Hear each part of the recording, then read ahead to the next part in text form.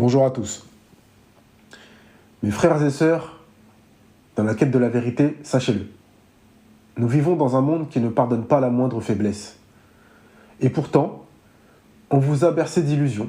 On vous a raconté que le chemin vers la réussite serait pavé de roses, qu'il suffirait d'un coup de génie, d'un effort ponctuel ou d'un gain de chance pour parvenir au sommet et y rester tranquillement installé. Ce mensonge est mortel, car la réalité est autrement plus brutale. Rien n'est jamais acquis. Pas même ce jour, pourquoi vous avez consenti les plus durs sacrifices. En tant qu'initié, je suis là pour vous délivrer la parole qui dérange, la parole qui heurte et déchire le voile des illusions.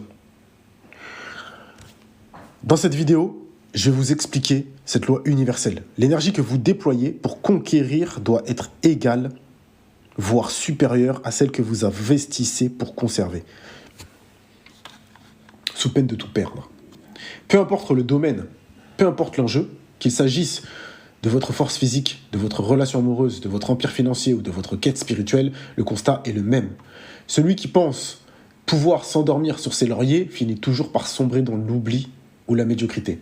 Installez-vous, mais gardez l'esprit alerte. Ce qui va suivre ne sera pas plaisant à entendre.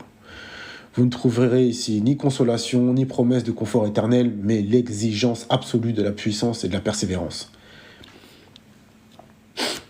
Regardez autour de vous. Vous pensez que la paix règne parce que la rue est calme, parce que votre frigidaire est plein et que l'eau coule au robinet. Illusion. Le monde est un champ de bataille permanent.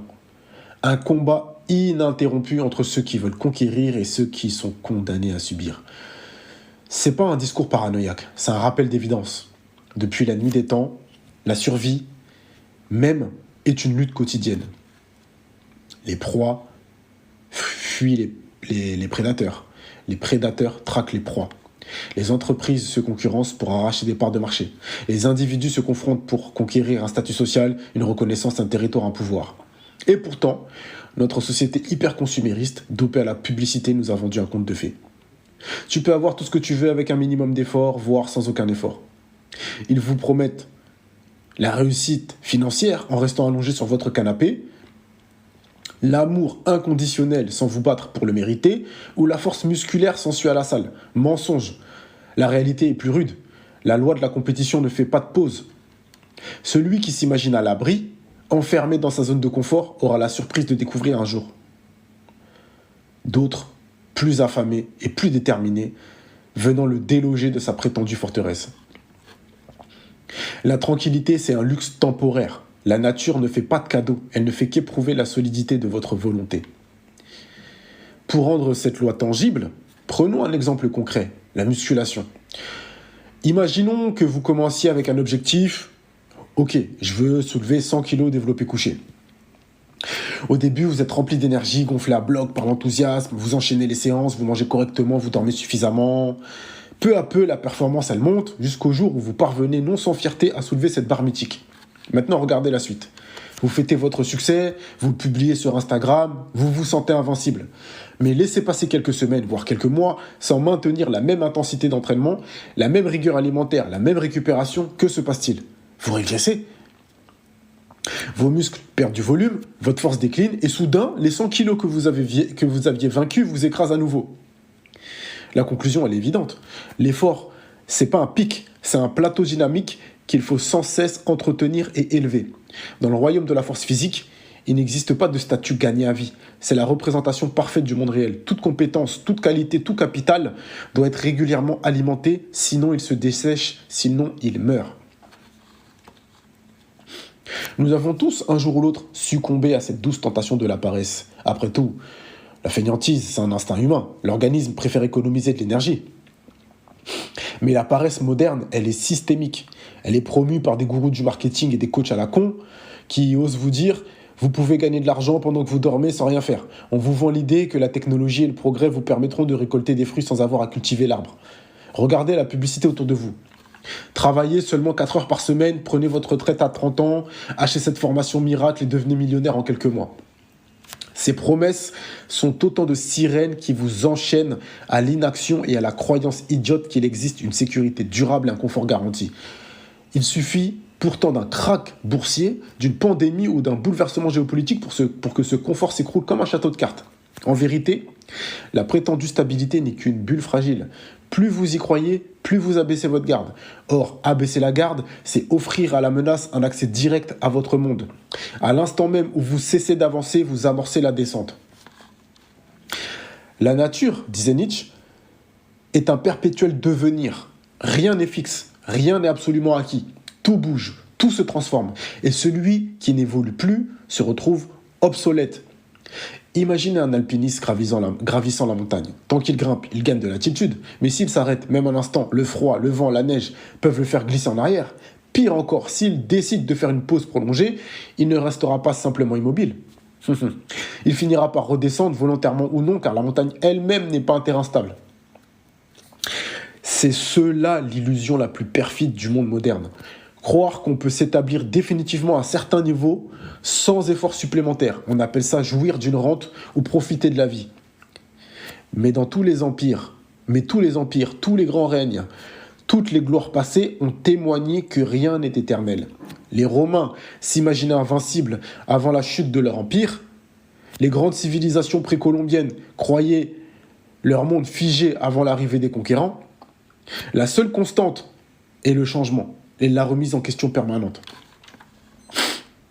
Passons maintenant à un domaine encore plus proche de notre intimité, les relations amoureuses. Prenons l'exemple d'une femme que vous désirez et que vous parvenez à séduire. Au début, tout est passion, vos hormones sont en ébullition, vous avez les couilles pleines de désir, et vous mettez cette intensité au service de la conquête. Vous déployez des trésors de créativité, vous faites preuve de courage, de charme, et puis une fois qu'elle succombe, quelque chose change. Vous vous sentez en sécurité, vous vous dites c'est bon, j'ai gagné, je peux relâcher l'effort. Grave erreur. La séduction, c'est un processus continu.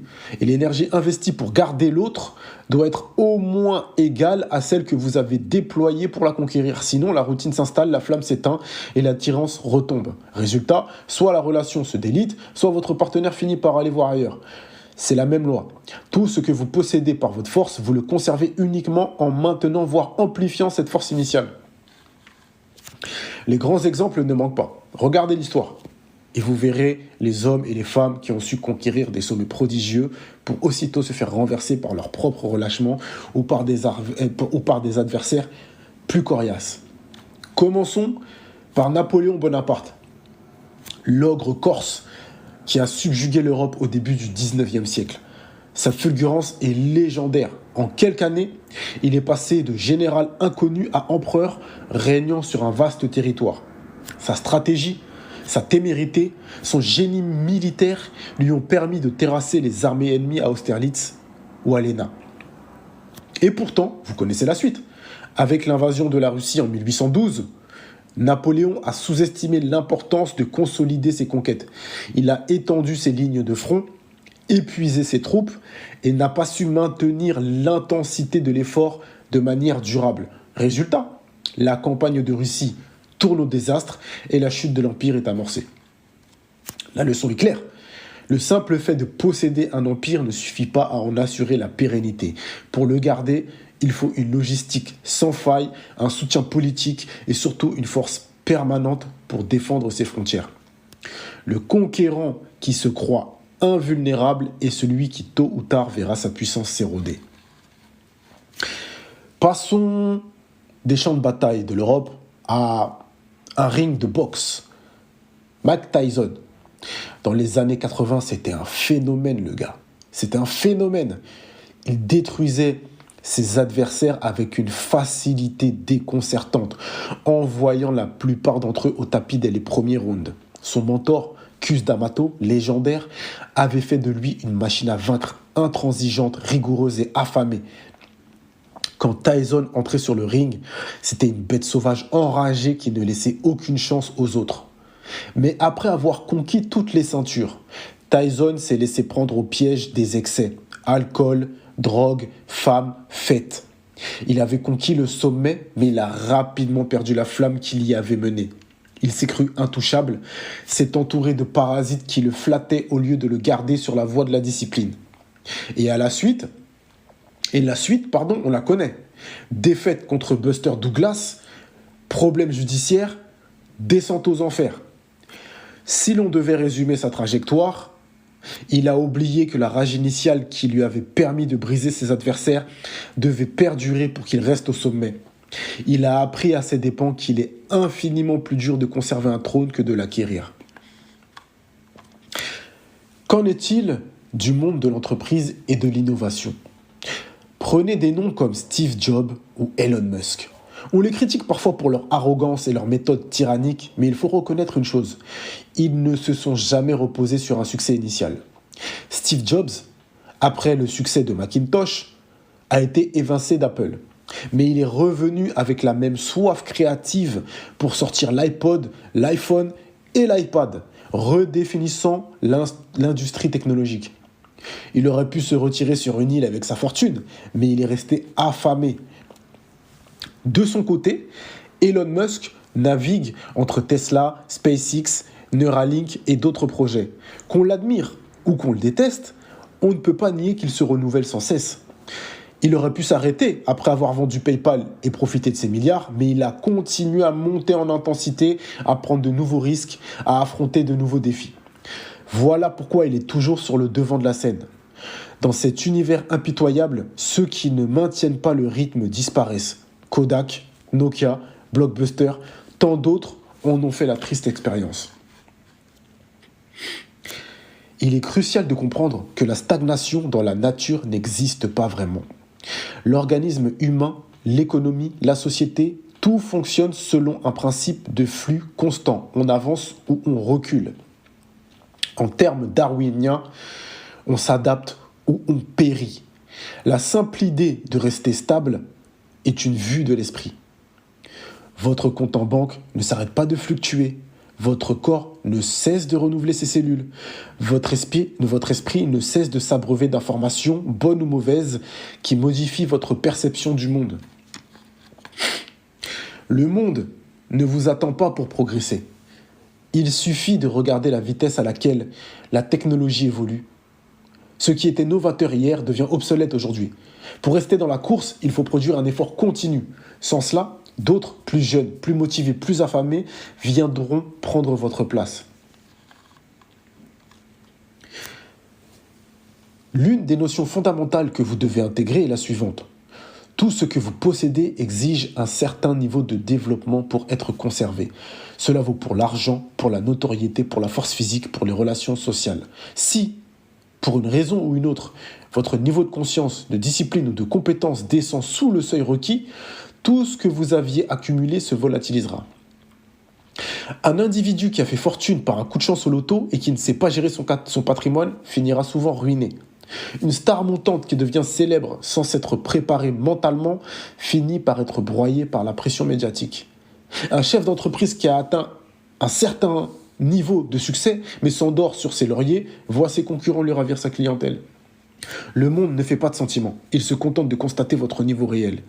Et si vous vous maintenez artificiellement à un niveau de vie ou de pouvoir que vous ne pouvez plus soutenir, la sentence tombera tôt ou tard.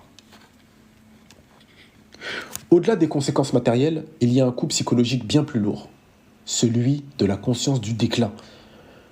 Schopenhauer nous enseigne que la volonté est la force première de l'homme. Et lorsque cette volonté s'étiole, c'est tout l'être qui sombre. Sentir qu'on décroche, qu'on n'a plus la flamme pour continuer, qu'on régresse là où on avait triomphé, c'est un supplice mental. La honte, la culpabilité, le ressentiment peuvent alors se transformer en autodestruction, en cynisme, voire en dépression. On sait intimement qu'on n'est plus à la hauteur, qu'on n'a plus la grinta nécessaire pour porter le poids de nos ambitions passées. C'est la pire des agonies, car on meurt à petit feu, consumé par l'amertume. À présent, vous vous dites peut-être, d'accord, la réalité est impitoyable, j'accepte la loi de l'effort continu, mais concrètement, comment puis-je m'assurer de ne pas sombrer ? Voici quelques clés inspirées des pensées de Nietzsche, Schopenhauer et Machiavel, qui sont mes mentors, qui peuvent vous aider à maintenir le cap. D'après Schopenhauer, la volonté est un moteur absolu. C'est cette force aveugle et vitale qui nous pousse à agir, créer et lutter. Sans volonté, il n'y a que la passivité, l'abandon, la mort spirituelle. Comment donc entretenir cette flamme ? par la discipline. La discipline, c'est se lever chaque matin en sachant exactement pourquoi on se lève et ce qu'on va accomplir. C'est établir des routines, des habitudes qui maintiennent la volonté active. C'est se fixer des objectifs tangibles, mesurer sa progression et se réjouir de chaque avancée, même minime. La discipline ne doit pas être confondue avec l'autoflagellation. Il ne s'agit pas de se punir, mais de structurer son énergie pour la déployer de manière optimale. Un soldat mal préparé ne survivra pas longtemps sur le champ de bataille. De même, un esprit indiscipliné ne saura pas perdurer dans le chaos du réel. Sans discipline, vous n'avez pas la main sur votre propre destinée. Vous pouvez avoir la plus grande volonté du monde. Si votre corps et votre esprit sont épuisés, vous n'irez pas loin. L'énergie est l'essence que la volonté consomme pour agir. L'énergie est l'essence que la volonté consomme pour agir. Là encore, le monde moderne est plein de pièges. On vous vend des produits transformés, on vous incite à passer des heures devant des écrans, à ignorer les rythmes naturels du sommeil. Vous êtes littéralement bombardé de distractions, d'excitants, de sédentarité qui grignotent votre vitalité. Pour cultiver la force vitale, il faut soigner son alimentation, viser la qualité plutôt que la quantité. Il faut bouger, faire du sport, transpirer, se confronter à des efforts physiques réels. Il faut respecter un cycle de sommeil régulier, sans quoi votre cerveau devient un organe brouillé, incapable de stratégie à long terme. Négliger son énergie, c'est condamner sa volonté à l'impuissance. Vous ne pouvez pas exiger de votre esprit qu'il produise des idées de génie si vous le gavez de malbouffe et de séries Netflix à la con jusqu'à 2h du matin. Chaque jour est un nouveau combat et vous avez besoin de toute votre énergie pour le livrer. Dans Le Prince, Machiavel expose l'importance d'être à la fois un renard et un lion, c'est-à-dire capable de ruse et de force, de diplomatie et de violence stratégique. Sans cela, il est impossible de conserver son pouvoir. On peut s'offusquer de la réalité, de la dureté machiavélienne, mais on ne peut nier qu'elle reflète la réalité du monde. Le caractère, c'est la colonne vertébrale de votre être, la force morale qui vous fait tenir tête à l'adversité. Un homme ou une femme de caractère ne fuit pas le conflit, elle l'affronte. Elle n'a pas peur de déplaire, ni de se mettre en danger pour défendre ses convictions. C'est elle qui peut encaisser les coups et continuer d'avancer. Sans ce cœur dur, selon l'expression de Nietzsche, vous risquez de céder au premier vent contraire. Être de caractère, c'est aussi savoir résister à la pression sociale. Ne pas chercher à tout prix l'approbation des autres. Ne pas se laisser manipuler par la peur du jugement. Restez ferme quand vous savez que vous avez raison. Acceptez la critique quand vous êtes en tort, mais ne jamais laisser la mollesse et l'opinion des foules dicter votre conduite. Voilà pour les principes fondamentaux. Mais comment concrètement les appliquer au quotidien pour ne jamais céder à la stagnation ? Le danger, c'est de se dire « j'ai atteint l'objectif, je peux me reposer ». Non. Chaque objectif conquis doit être immédiatement remplacé par un nouvel objectif, légèrement plus ambitieux. De cette façon, vous évitez de retomber dans la complaisance. Imaginez un escalier sans fin. Vous fixez un palier à court terme. Dans un mois, je veux faire X choses. Dès que vous avez atteint ce palier, vous en fixez un autre pour le mois suivant. Vous célébrez chaque victoire, mais vous ne vous y complaisez pas. Cela vaut aussi pour la musculation, la carrière professionnelle, la création artistique, etc. Si vous n'alimentez pas le feu de votre ambition, il finit par s'éteindre. Vous n'avez pas besoin de viser la lune à chaque fois, mais vous devez sortir régulièrement de votre zone de confort pour continuer à grandir. Si l'on observe les grands conquérants de l'histoire, on retrouve ce trait commun. Ils sont tous portés par une faim insatiable, un appétit qui ne se satisfait jamais totalement. Dès qu'ils prennent une ville, ils en convoitent une autre. Dès qu'ils améliorent un produit, ils en préparent déjà un nouveau. Dès qu'ils remportent un championnat, ils préparent la défense de leur titre. Cela peut sembler épuisant, voire obsessionnel, mais c'est le prix à payer pour rester au sommet. Les samouraïs japonais vivaient en cultivant l'idée de la mort imminente, les rendant hyper vigilants et diligents dans leur art. Les Spartans étaient éduqués dès l'enfance à la rudesse pour supporter et dominer la guerre à l'âge adulte. Nous ne sommes plus à cette époque, mais l'esprit reste le même. Rester affamé signifie ne pas s'endormir dans la facilité, ne pas se contenter d'une victoire passagère. Même si vous restez dans un rêve, ne croyez pas que vous allez pouvoir vivre le reste de vos jours en vous tournant les pouces. La vie ne vous laissera pas faire. Je répète, la vie ne vous laissera pas faire, car de nouveaux défis apparaîtront, que vous le vouliez ou non. J'aimerais conclure sur une métaphore puissante, celle de la montagne. On imagine souvent que la réussite est l'ascension d'une montagne avec un sommet bien défini. Dans cette vision simpliste, on se dit, une fois arrivé au sommet, j'ai terminé, je peux profiter de la vue. Mais la vie n'est pas un cliché de carte postale. La vérité, c'est qu'il n'existe pas de sommet définitif. Derrière chaque sommet se profile un autre sommet et encore un autre. Soit vous continuez d'avancer, soit vous redescendez. Vous pouvez faire une pause pour reprendre votre souffle, certes, mais sachez qu'une pause trop longue signe le début de la régression. Le monde ne vous attend pas et la montagne non plus. Acceptez cette réalité et vous serez affamé, armé pour affronter l'existence telle qu'elle est, non telle que vous voudriez qu'elle soit. Acceptez l'effort. Acceptez que l'effort ne peut pas être évité, que la volonté, l'énergie et le caractère sont les piliers de la survie et de l'élévation. Mieux encore, prenez goût à l'effort. Faites-en votre art de vivre. Alors, et seulement alors, vous comprendrez le sens profond de l'adage « Ce qui ne me tue pas ne me rend plus fort ». Voilà, mes frères et sœurs, le testament que je vous laisse en toute humilité.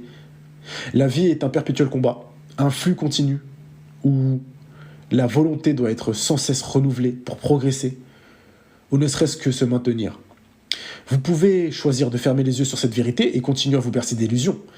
Croire que l'effort n'est qu'une phase temporaire, qu'une fois le succès atteint, vous pourrez savourer le repos éternel. Mais tôt ou tard, le réel vous rattrapera, implacable. Vous avez le choix. Embrasser la dureté du monde et cultiver la flamme qui vous permettra d'y faire face, ou sombrer dans la passivité et la stagnation, puis dans la régression inévitable.